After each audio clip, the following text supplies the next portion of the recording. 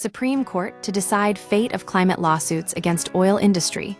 The Supreme Court will hear a landmark case, challenging whether oil companies can be held liable in state courts for their contribution to climate change.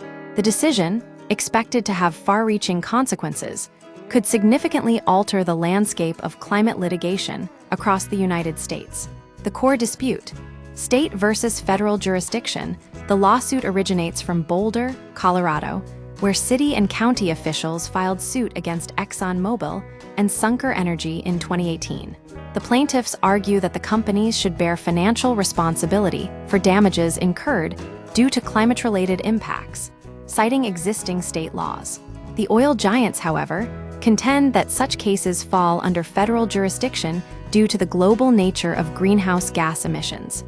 This jurisdictional battle is crucial.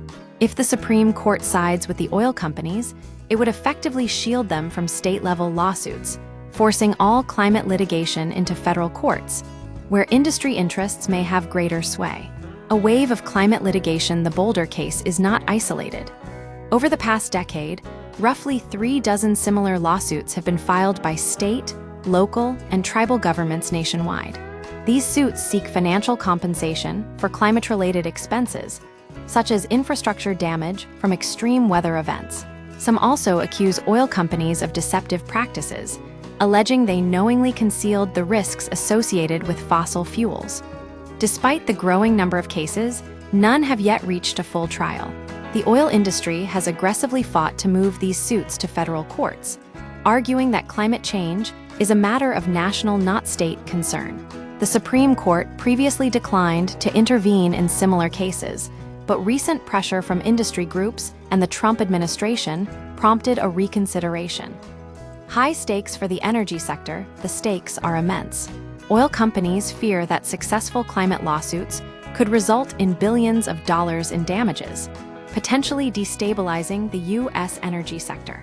Critics argue this is a scare tactic, designed to protect profits at the expense of communities already suffering from climate impacts. Conservative legal scholars have openly advocated for the court to shut down these cases, framing them as environmental extortion.